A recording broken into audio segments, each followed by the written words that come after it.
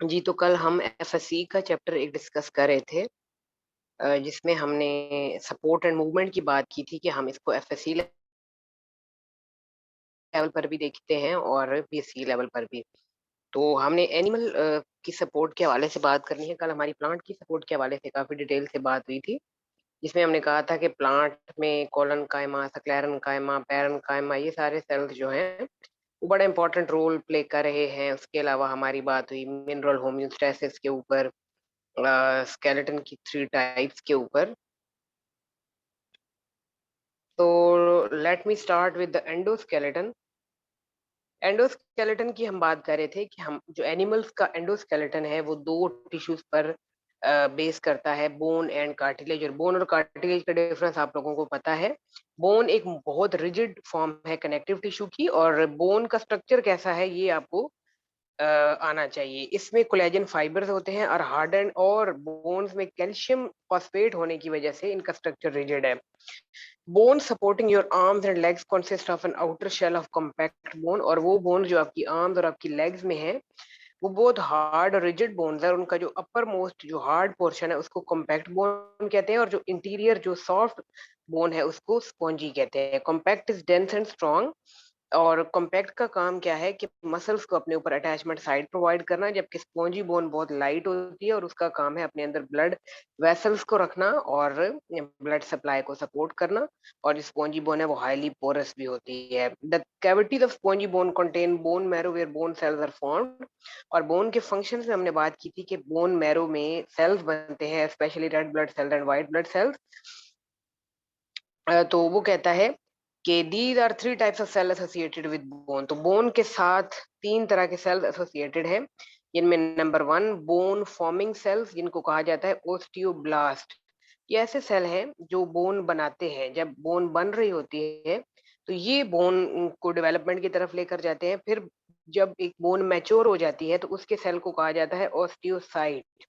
और bone dissolving cell को कहा जाता है ऑस्टियोक्लास्ट। तो ये 3 टाइप्स ऑफ सेल्स हैं जो बोन्स के साथ एसोसिएटेड हैं। यहाँ पर डायग्राम में वो आपको दिखा रहा है, ये स्टेम सेल है, क्योंकि all cells they develop from stem cell और डिफरेंशिएट फ्रॉम स्टेम सेल।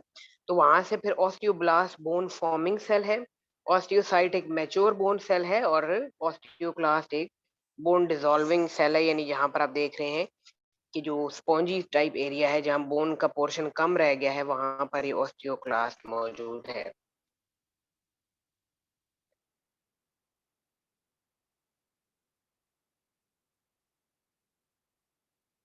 उसके बाद जी ये आप देख लें, अर्ली इन डेवलपमेंट, जब डेवलपमेंट हो रही होती है तो बोन रिप्लेस होती है, कार्टिलेज से बोन में चीजें कन्वर्ट होती हैं, कैल्शियम फॉस्फेट की डेपोजिशन होती है। उस वक्त ऑस्टियोक्लास्ट जो एक स्ट्रॉन्ग सॉफ्ट किस्म के सेल्स हैं बोन के, invade and dissolve the cartilage, और ये बेसिकली बोन की फॉर्मेशन शुरू करते हैं। ऑस्टियोक्लास्ट, क्योंकि उसने आपको कहा है बोन डिसॉल्विंग सेल है, देन ऑस्टियोब्लास्ट फिर उसको प्रॉपर बोन बनाते हैं। जैसे जैसे बोन बढ़ती जाती है तो उसका मैट्रिक्स जो है वो हार्ड होता चला जाता है, और ऑस्टियोब्लास्ट उसकी लपेट में आ जाते हैं, और अल्टीमेटली मैच्योर बोन सेल को आप कहते हैं ऑस्टियोसाइट। उसके बाद कार्टिलेज का आपको पता है कि सॉफ्टवेयर होती है बोन से, ये भी कनेक्टिव टिश्यू की फॉर्म है। और कार्टिलेज आपकी हड्डियों के, आपकी बोन के एंड्स पर मौजूद होती है, जॉइंट्स पर मौजूद होती है, और ये सपोर्ट करती है आपके बॉडी के फ्लेक्सिबल पार्ट्स को, स्पेशली आपकी नोज की टिप पर। अगर आप मूव करें तो आपकी नोज आपको टिप से थोड़ी बहुत फ्लेक्सिबल महसूस होती है due two cartilage. And external ear जो है आपके, उनमें भी कार्टिलेज है। कार्टिलेज के सेल्स को कॉन्ड्रोसाइट कहते हैं, और ये सेल जो है सक्रीट करते हैं flexible elastic non living matrix collagen that surrounds the chondrocyte. Collagen is basically एक नॉन लिविंग मैट्रिक्स है जो कि बहुत लचकदार होता है। ये बेसिकली एक प्रोटीन है। नो नो ब्लड वेसल्स, ये याद रखिएगा कि कार्टिलेज में ब्लड की कोई सप्लाई नहीं आती। There are 3 main types of cartilage. तो आपसे ये क्वेश्चन पूछा जा सकता है कि किस एरिया में कौन सी वाली कार्टिलेज मौजूद है, क्योंकि इसकी 3 टाइप्स है। एक टाइप जो है वो है हायालिन कार्टिलेज, एक टाइप है इलास्टिक कार्टिलेज, और एक है फाइब्रो। हायालिन कार्टिलेज सबसे अबंडेंट है। ये एमसीक्यू एक दफा आया है कि which one of the following is the most abundant cartilage in human body, तो आप कहेंगे हायालिन। क्योंकि ये आपके हर मूवेबल जॉइंट के ऊपर मौजूद है। तो ये आपको क्वेश्चन 2 तरह से आ सकता है कि जॉइंट्स पर कौन-सी कार्टिलेज मौजूद है या आपकी बॉडी में सबसे अबंडेंट कार्टिलेज कौन-सी है? तो वो आप कहेंगे हायालिन। कार्टिलेज है इलास्टिक का वर्ड ऊपर भी इसने यूज़ किया है कार्टिलेज में जिसमें कोलेजन फाइबर्स बहुत ज़्यादा होते हैं। It forms external pinna of year जो आपके ईयर्स का एक्सटर्नल पिन्ना है और जो आपकी epiglottis mean your epiglottis mean the upper covering of your glottis and glottis is basically your wind pipe. वो भी कार्टिलेज का बना हुआ होता है और ये काम क्या करता है कि जब व्हेन यू अंडरगो स्वेलिंग जब आप निगलने का काम करते हैं तो एपिग्लॉटिस पार्शियली आपकी ग्लॉटिस को कवर अप कर लेता है ताकि फूड पार्टिकल आपकी ग्लॉटिस में एंटर ना हो सके। और एक टाइप है फाइब्रो कार्टिलेज। ये 3 टाइप्स हैं। हम अब ह्यूमन स्केलेटन की तरफ जल्दी से चलते हैं और देखते हैं कि ह्यूमन स्केलेटन में 2 उसकी टाइप्स हैं मेन, एक एक्सियल और एक अपेंडिकुलर है। इसमें बोन्स के नाम आएँगे और उनका नंबर आएगा, वो जो है ना आपके लिए ज़्यादा इम्पोर्टेंट पार्ट है। एक्सियल स्केलेटन जो है वो उसमें आते हैं स्कल, वर्टिब्री, रिब्स और स्टर्नम। तो इनको हम देखते हैं कि ये कितनी होती हैं, किधर-किधर लोकेटेड है। स्कल क्या है? स्कल जो है आपकी जिसको आप खोपड़ी कहते हैं, it is made up of cranium and facial bone. जो आपकी क्रेनियम यानी आपकी जो हेड बोन है और जो आपकी फेस की बोन है, इस मिलाकर आपकी स्कल कहलाती है। क्रेनियम के अंदर 8 बोन्स होती हैं, जो आपकी क्रेनियम है, जो आपका हेड रीजन है और इनमें ये है कि थोड़ी वे जो है वो यहाँ पर वेरिएशन है, वो ये है कि 8 बोन्स में से 4 जो हैं वो अनपेयर्ड हैं, यानी वो अकेले हैं और 2 पेयर्ड हैं, जो कि ब्रेन को सराउंड किए हुए हैं और उसको प्रोटेक्ट करती हैं। Parietal and temporal are paired. अब वो कह रहा है कि 2 जो पेयर्ड हैं, उनमें पैराइटल और टेम्पोरल हैं और 4 जो अनपेयर्ड हैं, उनमें फ्रंटल ऑसिपिटल, सेफेनॉइड और एथमॉइड ये अनपेयर्ड। अब ये सारी बोन्स के नाम जो है ना ये बेसिकली रटा है। तो ये आपसे पूछा जा सकता है क्वेश्चन। तो यहाँ पर आप देखें कि स्कल की बोन्स के नाम उसने क्या लिए हैं, क्रेनियम की बोन्स के नाम उसने क्या लिए हैं। आपकी क्रेनियम में 8 बोन्स हैं जिनमें parietal, temporal, frontal, occipital, sphenoid and ethmoid ये 8 बोन्स हैं जिनमें से ये जो है ना 2 पेयर्ड होने की वजह से वो फिर 8 हो जाती हैं। वैसे ये कितनी है 4 2 6 है, तो 2 इसमें से क्योंकि पेयर्ड हैं तो इसलिए वो 8 हैं। Besides these there are 14 facial bones. इसके अलावा जो आपकी फेस की जो बोन्स है ना उनको फेशियल बोन्स कहा जाता है और वो 14 इन नंबर है और उसमें मोस्टली आपकी फेशियल बोन्स पेयर्ड हैं। जिनमें 6 पेयर्ड हैं, 14 में से 6 पेयर्ड हैं, तो जब 6 पेयर्ड हुई तो वो 12 हो गई और 2 अनपेयर्ड हैं और 12 और 2 14 तो 14 आपकी फेशियल बोन्स हैं, जिनमें आती है जी पेयर्ड आपकी जो बोन है वो maxilla, zygomatic, nasal, lacrimal, palatine and inferior concha. ये फेस की बोन्स के नाम हैं और अनपेयर्ड जो है वो है मैंडिबल और वोमर। तो ये basically this is the point. ये चीज़ें आपसे पूछी जा सकती हैं। फेशियल बोन्स के नाम मैं फिर रिपीट कर देती हूँ maxilla, zygomatic, nasal, lacrimal, palatine, inferior concha और मैंडिबल और वोमर। अब ये अ, बोन्स हैं इनमें से जो उसने कहा कि 6 पेयर्ड हैं और 2 अनपेयर्ड हैं। उसके बाद हम चलते हैं स्कल के स्ट्रक्चर को देखते हैं कि ये बोन्स लोकेटेड कहाँ-कहाँ पर हैं, तो उससे हमें ज़्यादा जो है वो क्लियर होगा।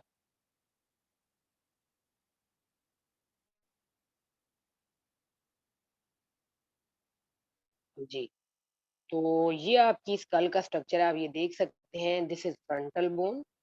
फ्रंटल जो बिल्कुल आपकी फ़ोरहेड के ऊपर करके बाल जहाँ से आपके स्टार्ट होते हैं, वहाँ पर जो बोन है वो फ्रंटल है। फिर जी इस साइड पर अगर आप आ जाएँ, तो आपकी आती है जी पैराइटल, दिस टेम्पोरल ये दोनों साइडों पे ये पेयर्ड है। ऑसिपिटल बिल्कुल लोअर साइड पर जहाँ पर आपकी यानी you can say skull end हो रही है और उसके बाद अगर फ्रंट पर आ जाएँ, तो सेफनॉइड आपकी जो बोन है ये बिल्कुल आपकी आईज़ के करीब।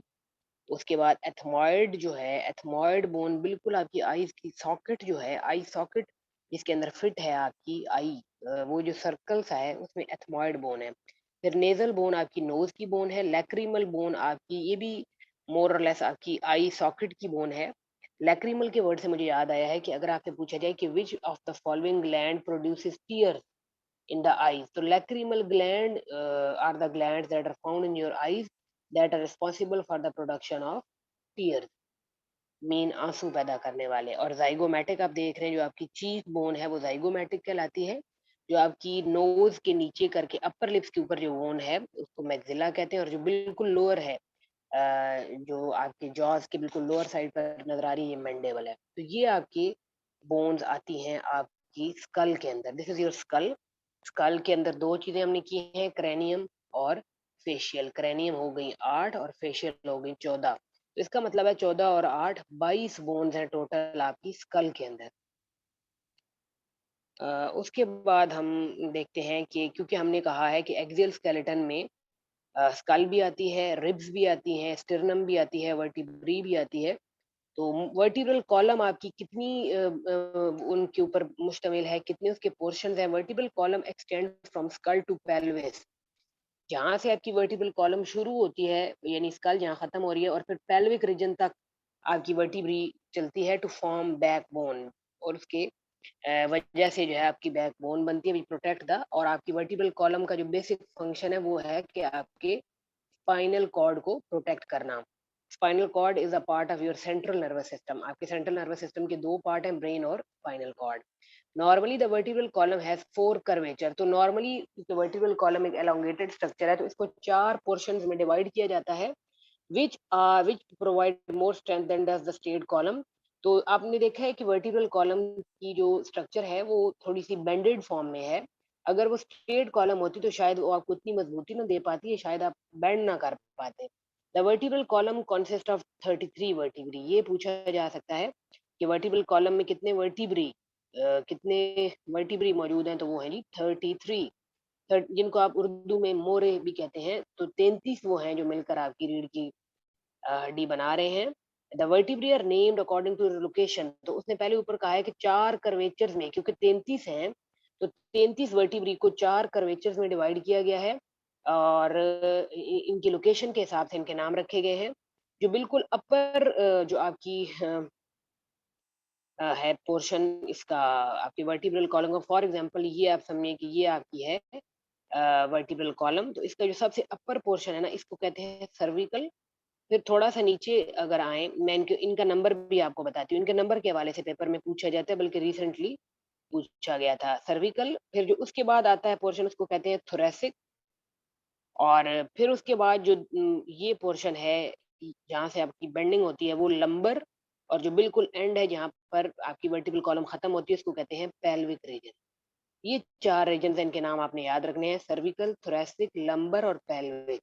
अब मैं आपको बताती हूँ कि इन चारों में कितनी-कितनी वर्टिब्री आती हैं 33 में से। टोटल मिलाकर इन सब में 33 हैं। तो हम ये देखते हैं कि कितनी मिलाकर ये 33 बनी है। वो कहता है कि जी सर्विकल सर्विकल वर्टिब्री आपकी आपके नेक रीजन में जो है, जो आपकी गर्दन के मोरे हैं, वो सर्विकल वर्टिब्री कहलाते हैं। और ये तकरीबन तमाम वर्टिब्रेट्स के अंदर 7 होते हैं। 7 है। ये क्वेश्चन रिसेंटली भी पूछा गया था कि how many cervical vertebrates are found in vertebrates, तो आप कहेंगे 7। फिर उसके बाद अगर थोड़ा नीचे से देखें तो अच्छा, यहाँ पर एक और बात बता रहा है कि जो आपकी सर्विकल है वर्टिब्री, दे आर 7 वर्टिब्री जो आपके नेक रीजन में है, जिनमें जहाँ से आपकी ये स्टार्ट होते हैं मोरे। The starting two cervical vertebrae are atlas and axis. ये आपने पॉइंट याद रखना है कि एटलस और एक्सिस जो है ये स्टार्ट है आपकी वर्टिब्री का, आपके वर्टिब्रल कॉलम का। उसके बाद है कि देयर आर 12 थोरैसिक। अब आप देखें कि पहली 7 हो गई, 7 के बाद फिर आगे 12 थोरैसिक है located in the thoracic region. फिर 5 लंबर है, लंबर थोड़ा मिड पॉइंट हो जाता है, और 9 पेल्विक रीजन में। अब हम इनको अगर कैलकुलेट करें तो आप देख रहे हैं कि 7, 12, 5 और 9, तो इनको अगर प्लस किया जाए तो इट इज इक्वल टू 33। ठीक है, इस तरह 21, 33। ठीक है, तो इस तरह ये आपकी वर्टिब्रीज डिवाइडेड है, ये आपने याद रखना है। अब एक और इसमें दिलचस्प बात है कि जो उसने सबसे आखिरी के बारे में आपको कहा है ना, जो पेल्विक रीजन है, कि उसमें 9 है। तो इन नौं को 2 पोर्शन्स में तक़सीम किया गया है। उन पोर्शन्स के बारे में एक दफ़ा पेपर में क्वेश्चन आया हुआ था कि जो हमारा पेल्विक रीजन होता है वर्टिब्री का, उसके 2 सेट्स बनाए गए हैं, उन सेट्स के नाम क्या हैं? तो वो उनके नाम हैं जी, अ, उनके नाम हैं इन व्हिच 2 सेट्स में उसको डिवाइड किया गया, जिनमें एक सेट को कहते हैं सैक्रम और दूसरे सेट को कहते हैं कॉकेक्स। तो ये 2 सेट्स हैं आखिरी वर्टिब्री के। लास्ट जो आपकी है, जिसको आप पेल्विक रीजन कह रहे हैं, पेल्विक रीजन की बोन्स हैं 9 वर्टिब्री, सॉरी, पेल्विक रीजन की वर्टिब्री हैं 9, जिसमें से इसको 2 सेट्स में डिवाइड किया गया है, सैक्रम और कॉकेक्स।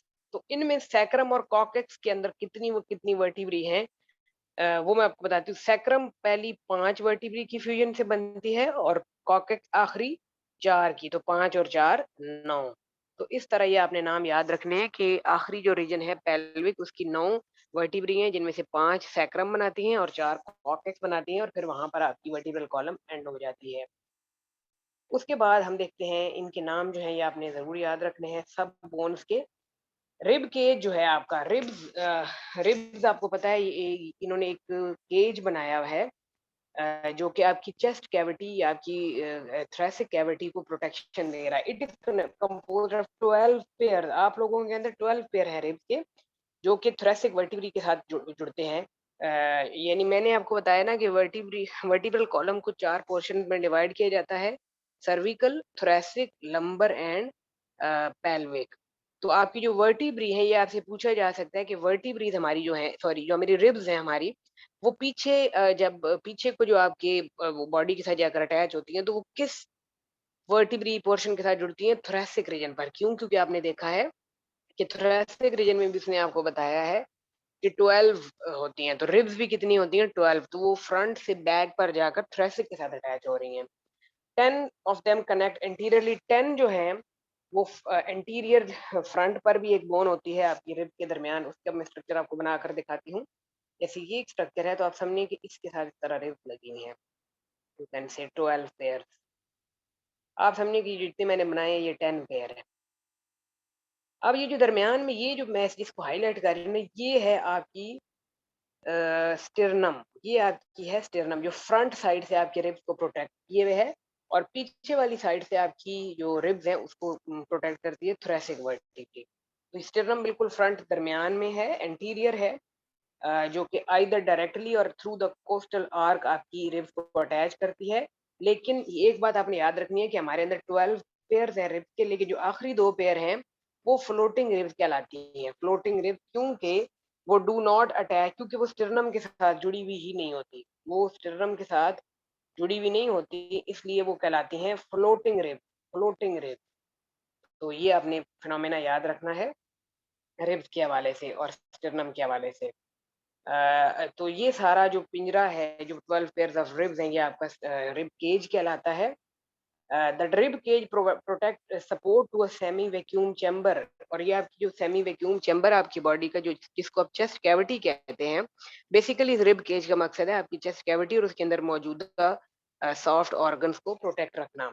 ये है आपका एक्सियल स्केलेटन। उसके बाद है अपेंडिकुलर। अपेंडिकुलर का वर्ड अपेंडिजिस से निकला है, और अपेंडिजिस में आपकी फोर लिम्स भी आती हैं और हाइंड लिम्स भी। अपेंडिकुलर स्केलेटन के अंदर 2 चीजें आती हैं। Appendicular skeleton consist of 2 things, pectoral girdle and pelvic girdle. Pectoral and pelvic. अब पेल्विक का नाम आपने याद रखना है। हमने जब पीछे जिक्र किया, तो हमने आखिरी पोर्शन को, वर्टिब्रल कॉलम के आखिरी पोर्शन को भी हमने पेल्विक रीजन कहा है। तो इट मीन कि पेल्विक गर्डल जो है, एक ऐसा girdle mean it is a collection of bones that attaches your legs with your body, and pectoral girdle is that girdle which attaches arms with your upper body। तो इनको हम देखते हैं कि पेक्टोरल और पेल्विक गर्डल में कौन कौन सी बोन्स आती हैं, कैसे आपकी अपेंडेजेस आपकी बॉडी के साथ अटैच्ड है। तो फर्स्ट ऑफ ऑल, जो आपकी पेक्टोरल गर्डल है और आपकी अपेंडेजेस, जो फोर लिम्ब, जिनको आप आर्म्स कह रहे हैं, ये आपकी फोर लिम्स कहलाती हैं। आपकी आर्म्स की भी हड्डियां और आपकी इसकी पेक्टोरल गर्डल की भी हड्डियां इसमें हैं, और फिर उसके अलावा आपकी पेल्विक गर्डल की जो कलेक्शन ऑफ बोन्स है और जो आपकी हाइंड लिम्स है, ये सारी इसके अंदर आती है।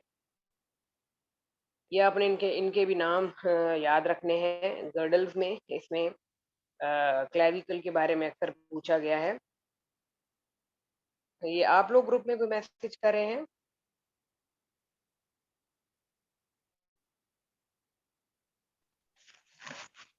No ma'am.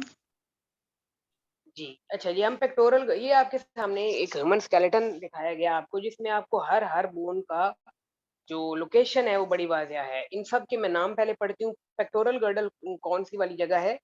This is basically your pectoral girdle. This is basically your pectoral girdle that attaches your four limb with your body. Pectoral girdle comprises of scapula, ये स्कैपुला है, सुप्रा स्कैपुला, सुप्रा mean scapula के ऊपर छोटी सी एक bone होती है, और clavicle, clavicle आपकी जो ब्यूटी बोन है ना, ये इसको आप ये बड़ी वाजिया होती है कुछ लोगों में, इसको ब्यूटी बोन भी कहा जाता है, उसको क्लेविकल कहते हैं। क्लेविकल का काम क्या है? आपकी बाजू को यानी आपके शोल्डर को आपकी दरमियानी स्टर्नम के साथ अटैच करना, ताकि आपका जो स्केलेटन है वो प्रॉपर आर्टिकुलेशंस में आ सके, जो प्रॉपर जो है वो एक तरतीब में आ सके। तो ये क्लेविकल है, ये स्कैपुला है। अब ये क्लेविकल का काम क्या है?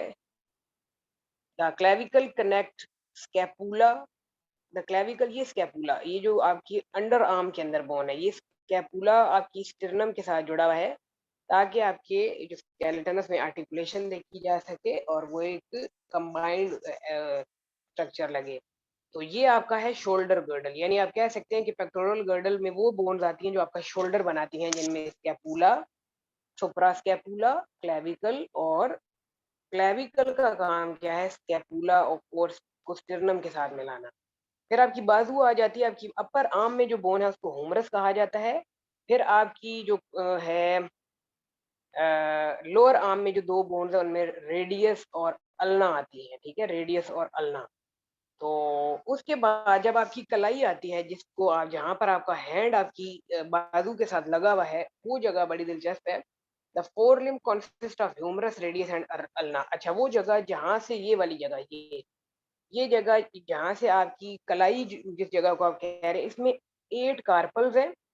फिर आपकी पंजा जो है हाथ का, उसमें आपको जो 5 हड्डियाँ नज़र आती हैं वो 5 मेटाकार्पल्स हैं, और जो आपकी उँगलियाँ हैं उनके दरमियान में जो 3-3, आपने देखा आपकी फिंगर्स भी बेंड करती हैं, उनमें भी जोड़ है, बाकायदा जॉइंट्स हैं, बोन्स हैं, उनको फेलेंजेस कहा जाता है, और 14 फ्लेंजेस हैं आपके हाथों में। ये है आपका फोर लिम्ब। अच्छा, हुमरस के बारे में आपको बता दूं, हुमरस जो है, जो आपकी अपर आर्म की बोन है, ये एक जोड़ बनाती है, एक जॉइंट बनाती है, उस जॉइंट का नाम है बॉल एंड सॉकेट। ये जो जोड़ है ना आपका, इस जोड़ के जरिए आपकी बाजू आपकी शोल्डर के साथ जुड़ी, इस जॉइंट को कहते हैं ball and socket joint. Ball and socket joint ऐसा जॉइंट है जिसको आप जो कई डायरेक्शंस में मूव करवा सकता है। अगर आपकी अपनी बाजू की बात करें तो आपकी बाजू सेवरल डायरेक्शंस में घूम सकती है।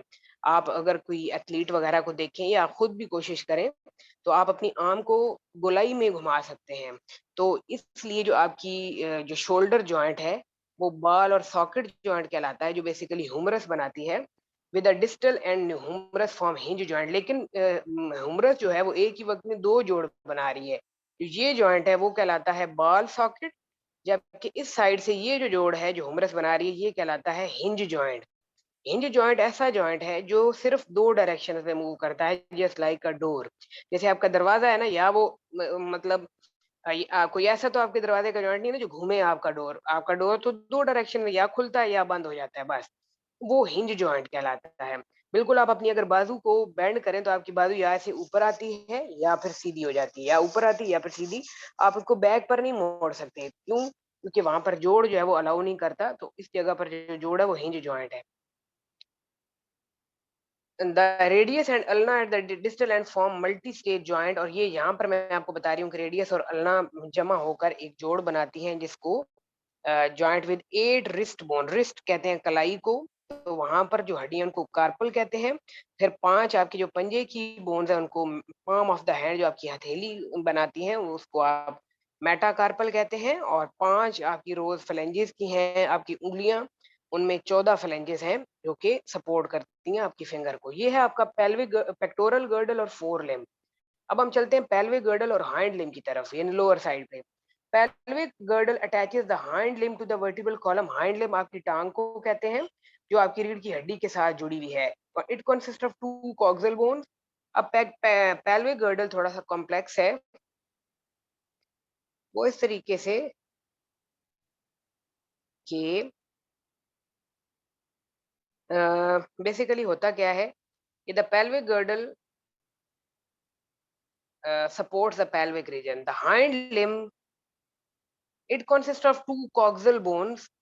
Each is formed by fusion of three vertebrae. अच्छा, जो आपकी दो लेग्स हैं, ये तीन तीन वर्टिब्री की फ्यूजन से बनी हुई, जिनका नाम है इलियम,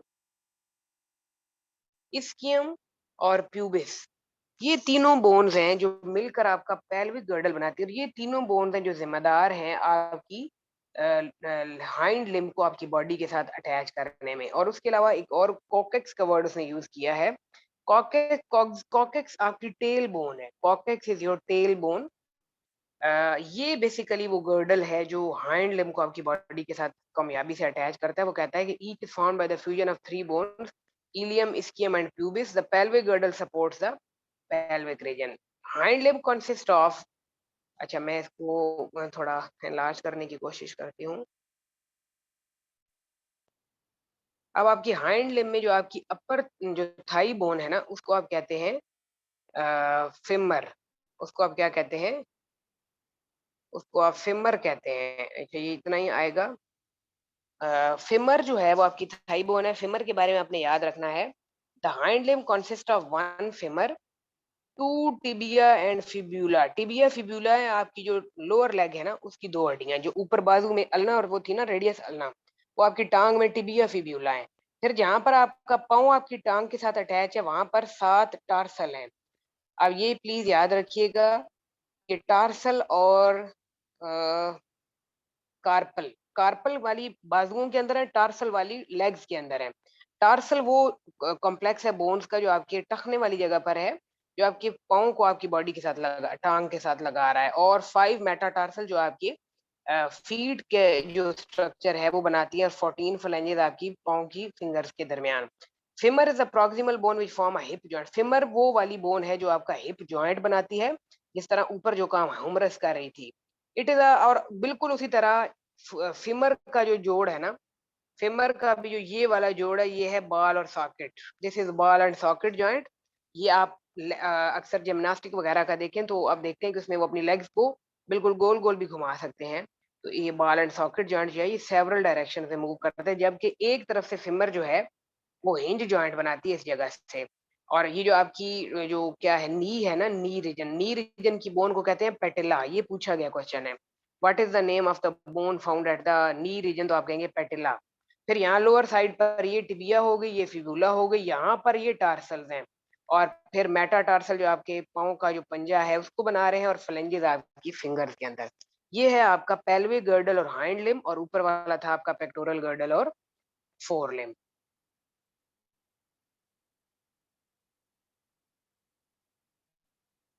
अच्छा जी, उसके बाद मैं जॉइंट्स की तरफ चलती हूँ. जॉइंट्स का ज़िक्र मैंने किया भी है, जॉइंट्स के बारे में जल्दी से बात करूँगी. जॉइंट तब बनते हैं जहाँ पर हड्डियाँ मिलती हैं. दे नॉट ओनली होल्ड और स्केलेटन, जॉइंट ना सिर्फ हमारे स्केलेटन को आपस में अटैच करता है, बल्कि हमें मोबिलिटी देता है. जॉइंट्स की 3 टाइप्स हैं on the basis of movement, कि कितने मतलब आपकी बॉडी में जितने भी जॉइंट हैं, उनमें कुछ जॉइंट हैं जो बहुत ज़्यादा मूवमेंट को अलाउ करते हैं, कुछ जॉइंट हैं जो बहुत थोड़ी मूवमेंट को अलाउ करते हैं, और कुछ जॉइंट हैं जो बिल्कुल भी मूवमेंट को अलाउ नहीं करते. तो इस हिसाब से जॉइंट्स को 3 कैटेगरीज में डिवाइड किया गया है: immovable, slightly movable and freely movable. The freely movable joint जो है ना, जो कि किसी भी जैसे हमने देखा फ्रीली मूवेबल में आपका बॉल और सॉकेट है, और हिंज भी क्योंकि दो में तो मूव कर रहा है, और बॉल और सॉकेट जो है वो आपका सेवरल डायरेक्शन में. अब इस तस्वीर में आप देखें कि ये जो आपका जोड़ है, ये बॉल और सॉकेट है, जो कि आपके शोल्डर पर मौजूद है, या आपकी लेग जहाँ से बॉडी के साथ अटैच हो रही है. उसके बाद हिंज जॉइंट है, जो आपकी कलाई, जो आपकी क्या इसको कहते हैं, एंकल, यू कैन से एंकल जो है वो हिंज जॉइंट है. और इसी तरह आपकी लोअर साइड पे पैटेला जो वो बनाती है, वो भी हिंज जॉइंट है. और पाइवट जॉइंट भी यहाँ पर ही है, जहाँ पर आपका टखना जो है वो है सॉरी ये जो आपका क्या कहते हैं patella, knee. Joints are classified on the, अब ये जो ऊपर हमने 3 टाइप्स देखी ना जॉइंट की, ये थी on the basis of movement they allow. लेकिन जॉइंट्स को उनके स्ट्रक्चर के हिसाब से भी 3 कैटेगरीज में डिवाइड किया जाता है। एक है फाइब्रस कार्टिलेज से बने हुए जॉइंट, फिर है कार्टिलेजिनस जॉइंट, फिर है साइनोवियल जॉइंट। फाइब्रस कौन से? These joints are held together by short collagen fibre embedded in the connective tissue. ये जॉइंट आपकी स्कल में है, आपकी खोपड़ी। हमने ऊपर जैसे रीजन देखा तो आपने देखा कि उसमें कई हड्डियां, frontal, occipital, parietal, zygomatic, temporal, कई हड्डियों के नाम आए हैं। तो वो ज़ाहिर है उनमें जोड़ तो है ना, लेकिन वो इमूवेबल जॉइंट है। आपकी स्कल के जॉइंट मूवेबल तो नहीं है, तो वो फाइब्रस है। और उसके अलावा आपके जो दांत हैं, and they fix your teeth into the jaws, और आपके दांत जो है वो आपके जॉज के अंदर बिल्कुल फिट हैं due to fibrous joint and due to the collagen fibre. उसके बाद कार्टिलेजिनस जॉइंट वो है जो थोड़ी सी मूवमेंट अलाउ करते हैं। हमने ऊपर बात की है टाइप्स ऑफ कार्टिलेज पर, तो हाइलन कार्टिलेज जो है वो कार्टिलेजिनस जॉइंट बनाता है।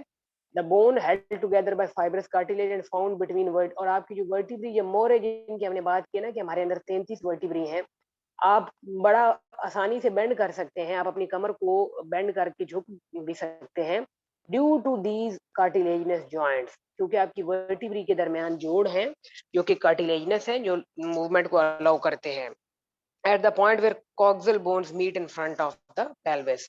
उसके बाद साइनोवियल जॉइंट के बारे में पेपर में पूछा गया है। साइनोवियल जॉइंट एक ऐसा जॉइंट है जो जब मिलता है तो एक कैविटी बनती है दरमियान में, और उस कैविटी में फ्लूइड होता है। ये बेसिकली जॉइंट जो है ये आपके नी जॉइंट है, जो लेग्स के अंदर नी है, पेटेला जिसकी बोन का नाम है, वहां पर जो आपका जॉइंट है वो साइनोवियल है, क्योंकि वहां पर आपका फ्लूइड भी है जो आपके इसको जॉइंट को सपोर्ट करता है। The joint is surrounded by layer of connective tissue called fibrous capsule and the inner layer the synovial membrane. Some parts of the capsule may be modified to form distinct ligament, और यहाँ पर ligament होती है। Ligament और tendon का difference मैंने आपको बताया था।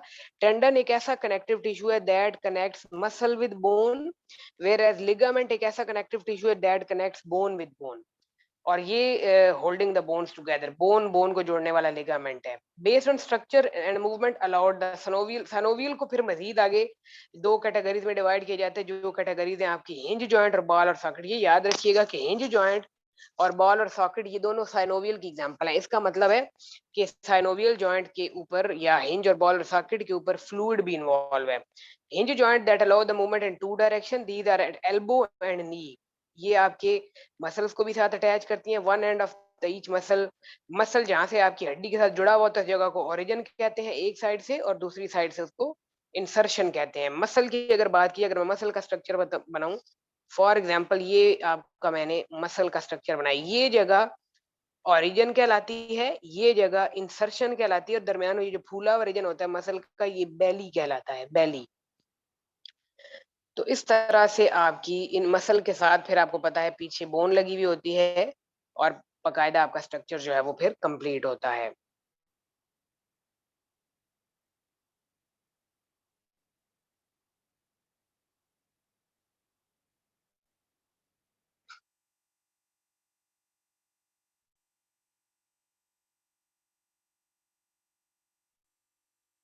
अच्छा जी, हम कहाँ पर थे? हम यहाँ पर है जी। बॉल और सॉकेट जॉइंट जो है, ये एक ऐसा जॉइंट है जो कई डायरेक्शंस में मूवमेंट को अलाउ करता है। Such joints have at least 2 pairs of muscle. तो बॉल और सॉकेट जॉइंट के साथ 2 पेयर ऑफ मसल जुड़े हुए होते हैं जो कि मैक्सिमम लचक उसको देते हैं, तो वो सारी डायरेक्शन में मूव करते हैं। जो आपका हिप जॉइंट है और जो शोल्डर जॉइंट है, ये आपके बॉल और सॉकेट हैं। उसके बाद ये कि स्केलेटन की खराबियां, तो स्केलेटन की खराबियां 2-3 रीजंस की वजह से, या तो जेनेटिक मसला, या हार्मोन्स का मसला, और या न्यूट्रिशन की कमी। तो जेनेटिकली अगर किसी भी ये जो आपने अक्सर सुना होगा कटा हुआ तालू, ये बीमारी है जेनेटिक, और ये आपके ढांचे की खराबी है जिसको आप कहते हैं क्लेफ्ट पैलेट। ये एक ऐसी कंडीशन है जिसमें जो आपकी हड्डियां है ना, जिनमें हमने फेशियल बोन्स के नाम पढ़े हैं, पैलेटीन, मैक्सिला, वो कहता है कि condition in which palatine process of maxilla and palatine bone इसमें क्या होता है कि मैक्सिला और पैलाटीन आपस में सही तरह से फ्यूज नहीं होती, जिसकी वजह से इन बच्चों का होंठ भी कटा हुआ महसूस होता है और तालू भी। The persistent opening between oral, और इनकी ओरल कैविटी यानी जो खुराक का सिस्टम है और नेजल यानी सांस का जो सिस्टम है, इनके दरमियान में एक ओपनिंग बन जाती है जो कि खला टाइप पैदा हो जाती है, जिसकी वजह से ये निगलने में इन्हें बड़ा मसला होता है, सकिंग करने में भी, और इनकी आवाज भी उस वजह से थोड़ी सी डिफरेंट होती है, इनकी बात भी सही तरीके से समझ नहीं आती। तो ये एक स्केलेटन की खराबी है। It can lead to inhalation of food into lungs, और क्योंकि इनकी ओरल और नेजल कैविटी में जो है गैप आ गया है, स्पेस आ गई है, इसकी वजह से अक्सर खुराक इनकी सांस की नाली में चली जाती है, जिसको आप कहते हैं एस्पायरेशन नमूनिया। ठीक है। फिर है जी आपकी माइक्रोसेफेली। किसी के स्केलेटन की खराबी ये होती है कि उनकी स्कल खोपड़ी का साइज छोटा रह जाता है जेनेटिक डिफेक्ट की वजह से। उसके अलावा कुछ की जो है ना आर्थराइटिस होता है, जोड़ों का दर्द या इन्फ्लेमेशन ऑफ जॉइंट्स। 100 कई बीमारियां जो आपकी इन्फ्लेमेटरी हैं, और ऑस्टियो आर्थराइटिस जो है वो आपकी मोस्ट कॉमन आर्थराइटिस है, जो कि आपके जोड़ों की बीमारी है, और वो भी जेनेटिक्स की वजह से है। अब हार्मोनल क्या है? हार्मोनल हार्मोन की खराबी की वजह से आपको जो बीमारी है वो होती है ऑस्टियोपोरोसिस, हड्डियों का भुरभुरा हो जाना, जिसमें आपकी हड्डियां मिनरल्स को ज्यादा एब्जॉर्ब नहीं कर पाती। एक मिनट।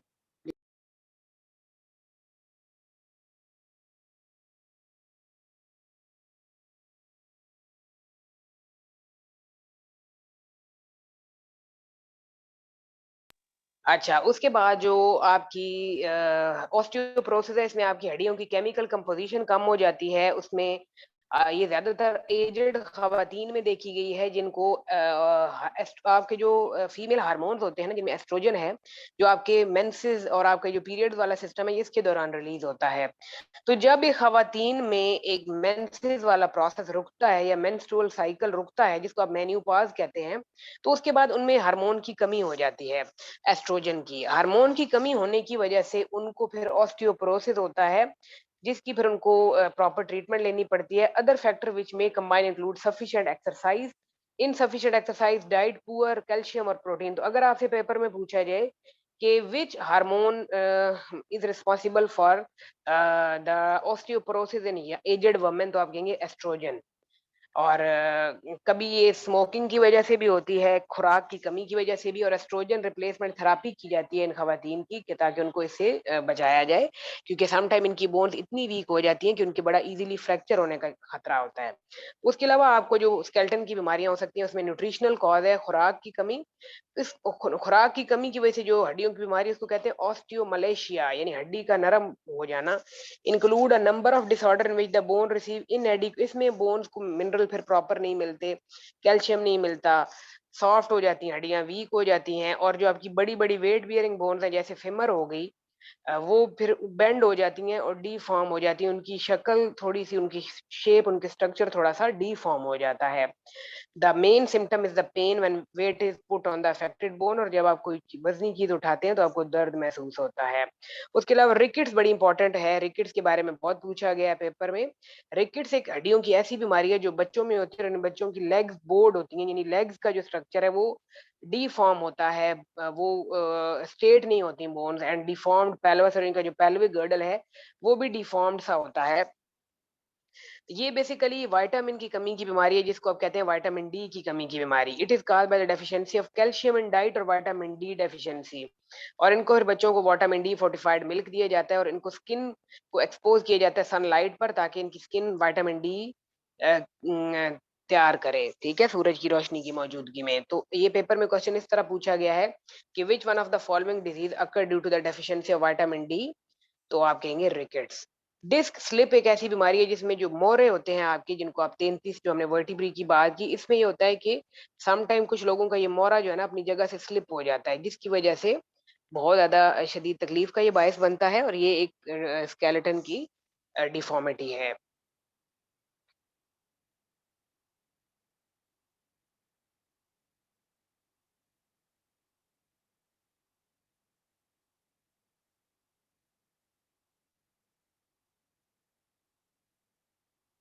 ईच इंटरवर्टिब्रल डिस्क, आपकी जो सारी इंटरवर्टिब्रल डिस्क है ना, जो जिनके दरमियान कार्टिलेज भी है, जो जिसकी वजह से आप बेंड भी कर, वो एक कुशन लाइक पैड है, जो बड़ा नरम है, जिसमें एक इनर सेमी फ्लूइड है जिसको आप कहते हैं न्यूक्लियस पल्पोसिस, जो एक रबर बॉल की तरह बिहेव करता है और वो आपकी रीढ़ की हड्डी को एक लचक देता है और कंप्रेस होने की सलाहियत देता है। और उसके ऊपर एक स्ट्रॉन्ग रिंग है जिसको कहते हैं फाइब्रो कार्टिलेज, जिसका नाम है एनुलस फाइब्रोसिस, यानी मिडल पोर्शन जो है वो न्यूक्लियस पल्पोसिस है और जो ऊपर है वो एनुलस फाइब्रोसिस है, जिसकी वजह से आप अपनी वर्टिब्री को सक्सेसिवली होल्ड कर सकते हैं। The annulus fibrosis hold together, ये आपसे पूछा जा सकता है कि तमाम के तमाम 33 वर्टिब्री को दरमियान से किस चीज ने होल्ड किया हुआ है, तो आप कहेंगे एनुलस फाइब्रोसिस ने। तो होता क्या है कि सम टाइम किसी शॉक की वजह से, जंपिंग की वजह से, वॉकिंग की वजह से, रनिंग के दौरान किसी भी वजह से अगर आप बेंड करते हैं, तो डिस्क अपनी जगह से हिल सकती है। सीवियर और sudden physical trauma to spine, या आपकी स्पाइनल कॉर्ड को अगर कोई सीवियर धचका लगे तो आपकी बेंडिंग हो सकती है while lifting a heavy object may cause herniation. इसको हर्निएशन भी कहते हैं। इसी एक बीमारी को हर्निएशन भी कहते हैं, जिसमें एक या एक से ज्यादा डिस्क अपनी जगह से हिल जाती है और वो जो हर्निएटेड डिस्क है, जो मूव्ड है, जो स्लिप्ड डिस्क है, उस वो जब स्लिप करती है तो यकीनन ये जो एनुलस फाइब्रोसिस है ये फट जाता है। जब ये फटता है तो स्पॉन्जी न्यूक्लियस पल्पोसिस जो है वो एक्सपोज हो जाता है, जिसकी वजह से आपको if protrusion presses on spinal cord, और अगर वो दबाव आपके स्पाइनल पर पड़े तो आपकी स्पाइनल नर्व्स और स्पाइनल कॉर्ड जो है उसको सीवियर पेन का सामना होता है और सम टाइम आपका कोई नर्वस स्ट्रक्चर डिस्ट्रॉय भी हो सकता है, क्योंकि आपको पता है आपकी स्पाइनल नर्व्स निकल रही हैं स्पाइनल कॉर्ड में से, जो जिनका नंबर है 31 पेयर्स। तो अगर कोई नर्व आपकी डैमेज होगी तो वो भी आपके लिए खतरा है। डिस्क स्लिप जो है, इसको अगर किसी की डिस्क स्लिप स्लिप हो जाए तो उसको प्रॉपर बेड रेस्ट बताया जाता है और उसको पेन किलर दी जाती हैं। अ, अगर ये भी नाकाम करे तो फिर बहुत मुश्किल सर्जिकल ऑपरेशन के थ्रू डिस्क को रिमूव कर दिया जाता है। उसके बाद है स्पॉन्डोलाइसिस। ये एक ऐसी बीमारी है स्केलेटन की जिसमें आपके जॉइंट्स जो हैं वो इमोबाइल हो जाते हैं, वो सही प्रॉपर बेंडिंग नहीं करते, फ्यूजन नहीं हो पाती वर्टिब्रल जॉइंट्स की। उसके बाद स्कायाटिका, इसके बारे में पेपर में पूछा गया है। ये एक स्कायाटिका एक बीमारी है जिसमें बेसिकली थाइज के अंदर जो है ना आपकी एक नर्व आती है जिसका नाम है स्कायाटिक नर्व। अगर आपको गलत इंजेक्शन लगने की वजह से ये स्कायाटिक नर्व खराब हो जाए, it results due to injury of proximal sciatic nerve which might follow a fall, herniated disc. इसकी कई रीजन हैं। अगर आप कहीं गिर जाएं, अगर हर्निएटेड डिस्क हो जाए, अगर आपको इंजेक्शन बटॉक में गलत लग जाए, तो आपकी स्कायाटिक नर्व जो है वो लोअर लिम्ब इम्पेयरमेंट कॉज कर देती है, जिसकी वजह से स्कायाटिक नर्व को कंप्लीटली फिर काटा जाता है। द लेग्स बिकम नियरली, और लेकिन इस मरीज की लेग्स जो है ना वो यूजलेस हो जाती हैं, क्योंकि वो फिर उनको ना मोड़ सकता है और ना उसकी फुट एंकल मूवमेंट सब लूज हो जाता है। Sciatic injury is usually slow and incomplete, तो इसकी इंजरी बड़ी स्लो होती है और नामुकम्मल। आर्थराइटिस के बारे में आपको पता होगा, बड़ी कॉमन बीमारी है, जोड़ों की सोजिश, जो कि जॉइंट्स की खराबी है। इसमें पेन होती है, लोगों के स्टिफनेस हो जाती है, स्वेलिंग हो जाती है जॉइंट्स की, और शदीद अगर इसकी फॉर्म है कि कई दफा जोड़ों में बैक्टीरिया अगर इन्वेड कर जाए तो उसको फिर एंटीबायोटिक से ट्रीट किया जाता है। और सम टाइम जो है वो फ्रिक्शन की वजह से भी होता है। क्रॉनिक आर्थराइटिस एक ऐसा है, include osteo arthritis, rheumatoid arthritis और गouटी। तो ये क्रॉनिक शदीद किस्म के आर्थराइटिस की तीन टाइप्स हैं, ऑस्टियो, रूमेटॉइड और गouटी। गउट बीमारी जो है ना, ये है आपकी गैंठिया, जिसको आप उर्दू में कहते हैं। ये बेसिकली एक ऐसी बीमारी है जिसमें जॉइंट्स में यूरिक एसिड जमा हो जाता है और उसकी वजह से आपके जॉइंट्स जो है ना वो सोजिश का शिकार हो जाते हैं और इन्फ्लेमेशन हो जाती है। ये है जी आपका इन डिफॉर्मिटीज। उसके बाद है कि अगर आपकी हड्डी टूट जाए तो इसमें हम सिर्फ इतना देख लेते हैं कि कितना टाइम लगता है एक हड्डी को वापस रिपेयर होने में।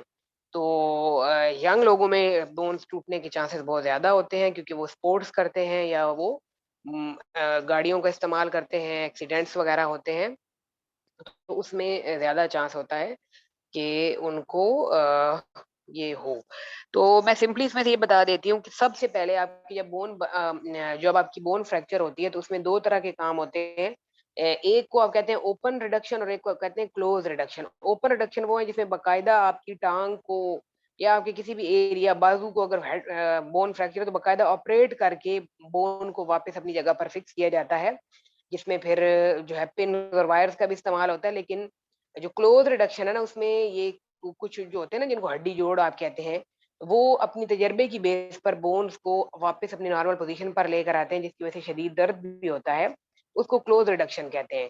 तो रिडक्शन का मतलब है कि बोन को अपनी जगह पर लाना। इट इज वो फिर जब आपको पता है कि अगर अक्सर लोगों की जब बाजू टूट जाती है ना, तो उनको फिर वो प्लास्टर लगा दिया जाता है, जिसको कहते हैं कि कास्ट कर दिया या ट्रैक्शन कर दिया है, ताकि वो हीलिंग का प्रोसेस हो सके और वो हिलाए ना। अगर वो हिलती रहेगी बोन तो वो फिर हील नहीं हो पाएगी। हीलिंग टाइम 8 से 12 हफ्ते एक हड्डी का, और बड़ी वेट्स बियरिंग बोन्स का ज्यादा भी हो सकता है। और बूढ़े लोगों में ये ज़्यादा टाइम भी लग सकता है। उसके बाद क्या-क्या काम होता है, सबसे पहले जब आपकी बोन टूटती है, फिर उसके बाद रिपेयरिंग की तरफ जब आती है, तो सबसे पहले हीमाटोमा फॉर्मेशन होती है, जिसमें आपकी वहाँ पर आपको पता है जब आपकी बोन टूटती है, तो वहाँ से ज़ाहिर है ब्लड वेसल्स सारी टूट जा खराब हो जाती हैं।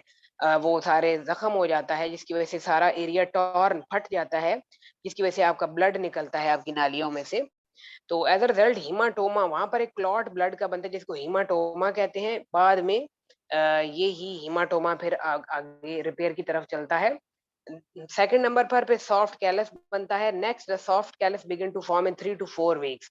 पहले 3 से 4 हफ्ते में आपकी हड्डी बनना शुरू हो जाती है, जिसमें सॉफ्ट कैलस बनता है, कैपिलरीज़ बनती हैं, और आपका जो वो हीमाटोमा वो जो एक लोथड़ा है ब्लड का, या जो वो एक्स्ट्रा मटेरियल है, डेब्रिस है, वो हटता है वहाँ से। फिर फाइब्रोब्लास्ट आपके आते हैं, और ऑस्टियोब्लास्ट जो इमैच्योर सेल्स हैं, वो फ्रैक्चर साइट पर आते हैं, और वो आकर वहाँ पर बोन की कंस्ट्रक्शन को शुरू करते हैं। फिर बोनी कैलस फॉर्मेशन, फिर हड्डी आपकी मजबूत होना शुरू होती है। Osteoblast and osteoclast continue to migrate, multiply rapidly, तेजी से फिर आपकी हड्डी नरम से सख्त होती है और कन्वर्ट करती है सॉफ्ट को बोनी में। बोन फॉर्मेशन 3 से 4 हफ्ते बाद शुरू हो जाती है, और उस वक़्त तक होती रहती है जब तक बोन प्रॉपर मुकम्मल ना हो जाए, 2 से 3 मंथ तक। रीमॉडलिंग का मतलब है कि आखिर पर आफ्टर सेवरल मंथ बोनी कैलस प्रॉपर तरीके से अपनी जगह पर आकर रीमॉडल हो जाता है, और वो ऐसे नज़र आता है जैसे कभी ये ब्रेक ही ना हुआ हो। तो ये 4 प्रोसेस आपके होते हैं: हेमाटोमा, सॉफ्ट कैलस फॉर्मेशन, बोनी कैलस और रीमॉडलिंग। मसल्स के बारे में हमने पीछे बात की है, मैं इसको ज़्यादा डिटेल से नहीं देखूँगी, लेकिन जहाँ पर हुई वो हम देख भी लेंगे। मसल्स के बारे में मैं इधर पहले देख लेती हूँ। आपको पता है कि मसल की 3 टाइप्स होती हैं: स्मूथ, स्केलेटल और कार्डियक। मैंने आपको बताया था कि स्मूथ मसल जो हैं, ये ऐसे मसल हैं जो सबसे पहले इवॉल्व हुए। ये टेबल जो है ये बड़ा क्लियरली इसका इंडिकेट कर रहा है। स्मूथ मसल अनस्ट्रिप्ड होते हैं। स्मूथ मसल के अंदर एक न्यूक्लियस होता है पर सेल में। स्मूथ मसल जो है वो हमारे कंट्रोल में नहीं है, इनवॉलंटरी होते हैं, और ये हॉलो जो आपके ऑर्गन है, स्पेशली आपका डाइजेस्टिव सिस्टम, उसमें स्मूथ मसल हैं, और नर्वस सिस्टम में भी। उसके बाद कार्डियक आपकी हार्ट के मसल हैं, ये ब्लड को पंप करते हैं, और ये भी आपके कंट्रोल में नहीं है, इनवॉलंटरी है। जबकि स्केलेटल जो है ये आपके स्केलेटन को मूव कराते हैं, और ये आपके कंट्रोल में होते हैं। तो इनका यही मेन डिफरेंस है। स्केलेटन के हवाले से अगर देखा जाए, तो स्मूथ जो है इसके बारे में से सबसे ऊपर लिखा हुआ होगा कि अर्लीस्ट फॉर्म ऑफ मसल है, जो सबसे पहले इवॉल्व हुई, फिर उसके बाद ये वॉलंटरी जो है वो नहीं है। और फिर कार्डियक दिल के मसल, फिर स्केलेटल आपके ढांचे के, फिर टेंडन की डेफिनेशन उसने बताई हुई है। टेंडन का डिफरेंस याद रखिएगा कि टेंडन एक ऐसा कनेक्टिव टिश्यू है that attach bone to a non elastic fibre या मसल। और स्केलेटल मसल फाइबर का स्ट्रक्चर हमने देखा था, ये आपने ज़रूर याद रखना है। इसमें थोड़ी-सी इसने डायरेक्शंस बताई हुई हैं, वो मैं आपको बताती हूँ कि हर मसल जो है वो मसल बंडल का बना हुआ है, फिर मसल बंडल मज़ीद मसल फाइबर का बना हुआ है, फिर मसल फाइबर मज़ीद जो है वो उसके ऊपर सार्कोलीमा एक मेम्ब्रेन है जिसने उसको कवर किया हुआ है। फिर मसल फाइबर जो है उनका डायामीटर होता है 10 से 100 माइक्रोमीटर। सार्कोप्लाज़्म जो है, जो मसल्स का साइटोप्लाज़्म है, वो बिल्कुल साइटोप्लाज़्म की तरह है, सिर्फ उसके पास large amount of glycogen store होती है आपके मसल के पास। और आपके मसल्स के अंदर एक ऑक्सीजन बाइंडिंग प्रोटीन होता है जिसका नाम है मायोग्लोबिन। ये एक रेड पिगमेंट है जो ऑक्सीजन स्टोर करता है, तो ये आपने याद रखना है स्केलेटल मसल में। जब हाई मैग्नीफिकेशन में देखा गया तो मसल फाइबर के अंदर मजीद भी कुछ स्ट्रक्चर थे, वो हम देखते हैं। अच्छा, यहाँ पर मैं एक स्कीम बनाती हूँ कि सबसे पहले तो आ गया आपका मसल बना हुआ है मसल बंडल्स का। ठीक है जी। फिर उसमें आ गए फर्दर मसल फाइबर्स आ गए। मसल फाइबर्स के ऊपर जो मेम्ब्रेन है उसको सार्कोलीमा कह रहा है। फिर मसल फाइबर के बाद आ गए मायोफाइब्रिल। ठीक है, मायोफाइब्रिल के बाद आगे जो है वो मजीद आते हैं सार्कोमेयर। और इस तरह सार्कोमेयर सबसे बेसिक यूनिट है आपका कॉन्ट्रैक्टाइल मसल का।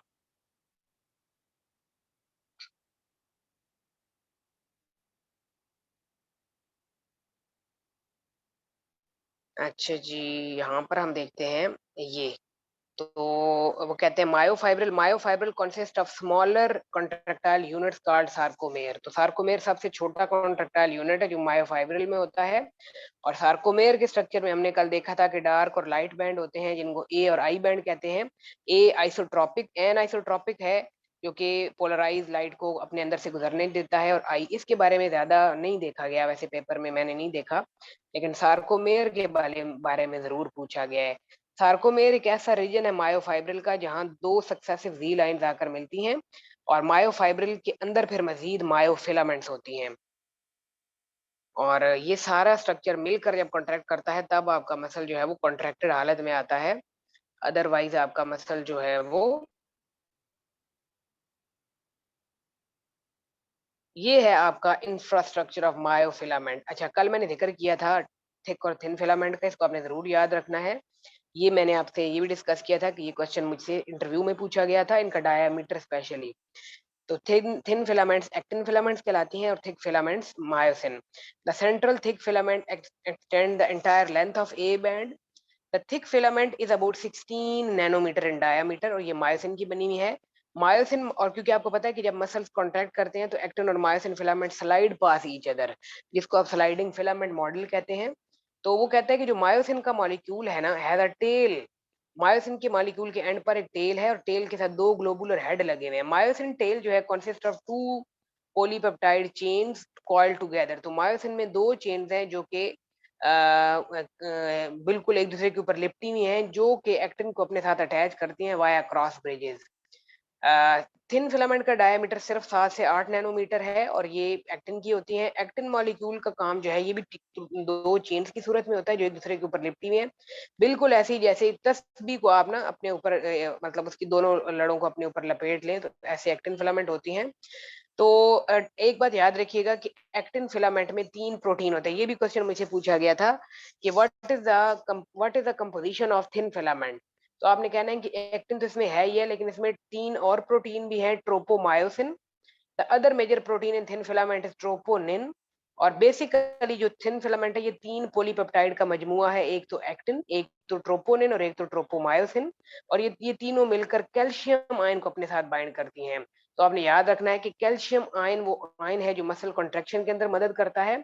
Each myosin filament is surrounded by 6 actin, और हर मायोसिन फिलामेंट के अराउंड 6 एक्टिन फिलामेंट्स हैं, तब जाकर वो एक स्ट्रक्चर मुकम्मल होता है। स्लाइडिंग फिलामेंट मॉडल ए हक्सले और ए एफ हक्सले ने पेश किया था 1954 में, और उन्होंने ये सारे इवेंट बताए, और उन्होंने कहा कि जब थिक और थिन फिलामेंट एक दूसरे को स्लाइड पास करती हैं, एक्टिन और मायोसिन फिलामेंट, तो इनके दरमियान क्रॉस ब्रिज बनता है, जिसकी वजह से thick filament become attached to binding side on the actin filament. The cross bridges then contract to pull the actin filament toward the centre of the sarcomere. और जब एक्टिन फिलामेंट सार्कोमेर के बिल्कुल दरमियान आ जाती हैं तो उस वक्त मसल को आप कहते हैं कि ये पूरी तरह से कॉन्ट्रैक्टेड है।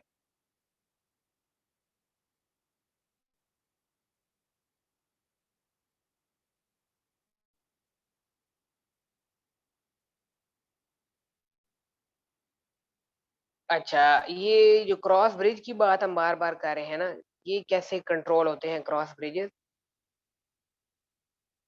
The when the muscle is at rest, जब आपका मसल रेस्ट पर होता है तो उस वक़्त ये तीनों प्रोटीन है ना, tropomyosin is disposed in such a way that it cover the site on the actin chain. और हेड ऑफ मायोसिन, जहाँ पर हेड ऑफ मायोसिन ने अटैच होना है, ट्रोपोमायोसिन उधर पड़ा हुआ है।